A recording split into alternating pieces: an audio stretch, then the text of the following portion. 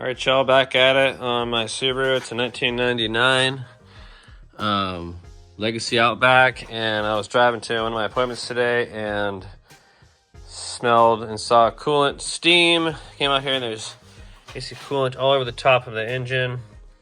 As you can see some of it there. It'll focus.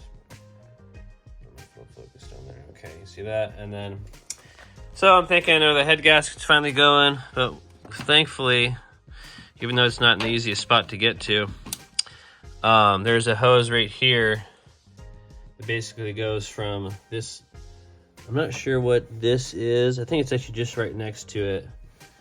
I'm gonna take a closer look here. Here, what am I doing? What am I doing?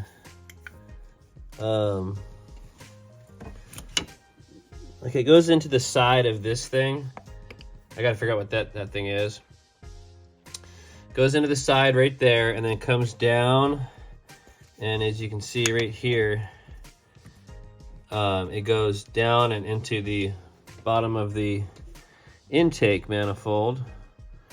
And I'm debating if I have to pull the intake or not. It's pretty simple, but I might be able to get away with taking this off, and as well as the throttle body.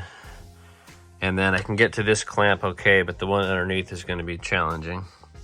But I think what's going on is because I got this issue going on where I'm getting oil in the coolant.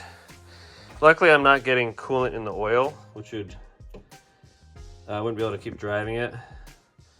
But, and of course, I shouldn't be driving it with oil getting into the coolant, but it's just something I'm dealing with right now. I gotta have this thing drivable. I don't have a week or two to replace the head gaskets. Just praying that it'll makes it through the winter so I could sort of retire it and work on it. But anyhow, so I am gonna figure this out. I'm glad it's just a hose. We're gonna get down to the bottom of the most efficient way to repair that, and I've added a ton of water to the system. I think what we're gonna do is we're gonna do a nice coolant flush while we're at it. Clean up some of that oil in there, and then I've gotta, I mean, as you can see, it's just absolutely terrible. Absolutely terrible. But I mean, it runs, it doesn't burn any oil, it runs and drives great. The only issue is the oil getting into the coolant passages. I'm sure it's not good for it. But, and of course it's taken away from some of the cooling properties, I'm sure, mixing with the coolant. But anyway, guys, we're gonna get this figured out and get her going. All right, guys and gals, found my problem. I was able to remove the idle air control valve, which I've determined that's what that is. 3 bolts. The bottom left one does not apply. It's just there is a hole. It just does not apply though. Excuse me. So basically, I'm gonna need probably a gasket, or at least this thing. Got everything set up. This breather tube apparatus for the crankcase breather, I did break here as well as down here. I cracked it, so I'll have to figure out a way to replace this. This goes right here in this tube right there. It comes up. I probably could have, done everything with just leaving it there. That's what I probably should have done, and that's what I recommend. Just leave it there because it's gonna break. It gets brittle, so I'm gonna have to figure out a way to hook all this back up. I have no idea, but we'll get it figured out. And then, so I was very pleased to have direct access to this. I don't need to remove the throttle body at all. And then, of course, there's my rip. And of course, because I've got oil in the coolant, it's just destroying. If I can talk, it's just destroying, the rubber. So anyways, we're gonna get this off. We're gonna go back together with some hose clamps, a little bit nicer than these spring clamps. And then, yeah, taking off this idle air control. I'll probably replace the PCV valve while I'm at it. Just throw another one in there. And then eventually pull this engine, which probably wouldn't be too hard. That's definitely what I'm gonna do. Because I need to replace the head gaskets and replace the clutch. I mean, shoot, you can see how how this is here. You got there's the flywheel, so this is basically the bell housing of the transmission. So you've got bolts all around, engine mounts, obviously your stuff, and pull the sucker out. So I'm getting excited about that because I need to get it done and move some of these projects along. But anyways, guys, we're gonna go find some parts. This particular hose, I think I can find a replacement that's similar, but our Subaru dealership in town would have to order it, and I don't even know if the guy I was talking to knew which one I needed really. But anyways, we'll figure it out and we'll get her done. All right, guys, we're back on the Subaru. I got parts delivered. We are fixing this coolant hose that comes from here, which is the basically a crossover pipe for the two heads, and then it goes up through the idle air control valve, and then through it, and then up over to the where are we at here? The throttle body there, and then it goes out and back down into, I believe, one of the heater lines. Anyways, and that's both are running through here to warm up these devices so we can get just into a better runnability mode, obviously cold weather, things like that. But here's the part numbers for our hoses. This is a Subaru part. It obviously doesn't look like how it comes here, but it basically is going to like that, and then this line is just gonna form into this. So that's our part number for the line that has the rip. Nice little rip. Hello. There we go. All right, and then I broke some stuff, taking the breather, the crankcase breather assembly, this plastic T right here. It's right here. And then this hose here was rock hard, so I got a new one of those. So sorry, guys. Let me zoom out. This one here, I was afraid it would break when I got it off of there. And this bottom hose, which also cracked when I took it off. This one's sitting on the engine, so this is bound to be a bad when you take it off. And then that's the part number right there for that. So there's that. Our idle air control valve. This gasket looks really good. I'm gonna clean it up and just put it back on. I might put a very thin layer of silicone on there. And then our rubber seal.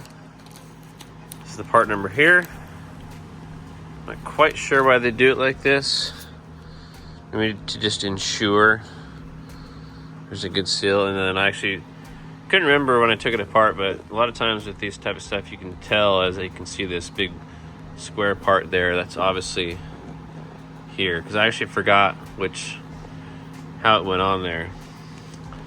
And then so yeah, we're gonna go back together.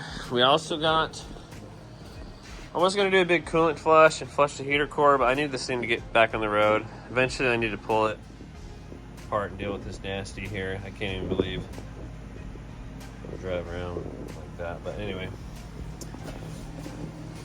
let's see. Oh, here we go. So, did get a fuel filter. This is my O'Reilly's brand. I would have gotten the Wicks, but no big deal. It's just basically twice the cost. I got a new PCV valve. It's the microguard number there. I got new hose clamps for the lines that I took off. Got a new air filter because I noticed mine was Dirty, not just on the outside, but definitely getting in there. So we're gonna get to work. I'm just gonna get this fixed. I'm not gonna do any time lapsing. It's late. But yeah, if y'all have any questions, or I know sometimes a lot of people ask for part numbers, so I'm trying to get better at posting those. But first thing we're gonna do is clean up our coolant lines. I don't know why it's so fuzzy. I think I need to turn off the digital zoom. I think that's what's going on. And then of course, just clean this area up here prep that gasket. Of course, this is the PCV valve right here that we'll be replacing. So, all right, guys, let's get her done.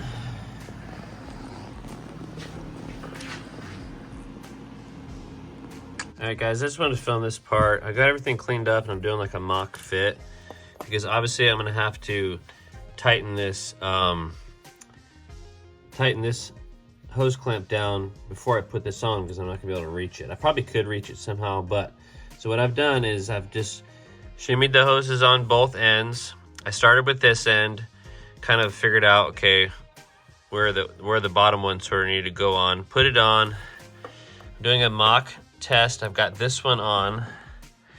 So what I'm going to do is, now that I'm pretty confident that this is a good spot for this hose, I'm going to remove this line, get this out of the way, tighten that hose clamp down, and then I'll go ahead and install my gaskets, install my bolt, install that, and then reattach this. And then I'll probably, of course, just have this on because it helps to hold everything up. And I'm going to replace this band. I'm probably just going to leave this one. I do have another hose clamp for this, but I'm going to replace the spring clamps that I've disturbed. Anyways, it's just a quick trick because it's hard to get that bottom hose clamp tight. Because obviously if you put it all together and it's tight, but it needs to be like, you know, spun around this way for some reason. Anyway, not a big deal, but just thought I'd check in here. All right, guys and gals, we've got our, obviously our lower hose connected. You can't see it. Went ahead and replaced this clamp. Obviously tightened up our 3 bolts with our gasket. I cleaned up the gasket, put a minuscule film of silicone, just a whisper around the outside of that O-ring. And then of course we've got our line hooked up here. So our coolant system is now actually intact. I'm going to rebuild the breather system and get everything plugged in. And I think what I'm going to do is get all this water, in fact I see it there, get all this water out of this rig. I think the LEDs are starting to catch up with the camera here. It's interesting. We're gonna go ahead and loosen that up, get all this water out of here, make sure we've got a decent enough coolant mix for it to not freeze, and then basically just need to start it up. I hope I can take it on my appointments tomorrow. I'll replace the PCV valve and the air filter, but I will definitely do the oil change fuel filter another evening. So we got that going. Sorry guys, I'm not filming. Anyway, I almost pushed this till tomorrow, so it's pretty late right now. It's like after midnight. But I wanted to at least, I was out here and I was, you know what, let me just get her done. But again, I cleaned out this passage here. There's a ton of gunk because that's where the crankcase is naturally being ventilated from the engine pulling in air through the air box. So it's just kind of, and then this is directly putting, in fact, wait, let me think about it. Yeah, that is part of the PCV. That's the inlet, in fact. And I don't know where the other side of that is actually, because I'm just now realizing that I think it's these. Yeah, these are I'm so confused. This is the main PCV system, and then this is the return side. For a minute, I thought this was the return side, but even more important that I got new parts and pieces, because this would have spelled big time vacuum leak without all this properly getting connected. So anyhow, y'all, we're gonna make sure everything gets hooked up proper, get this job done, and I am turning in over now. All right, y'all, everything is plugged back in. We got our IAC valve, all the piping's connected. I got my lower clamp on the very bottom of this section down there. All my electrical connected. I had to re-clamp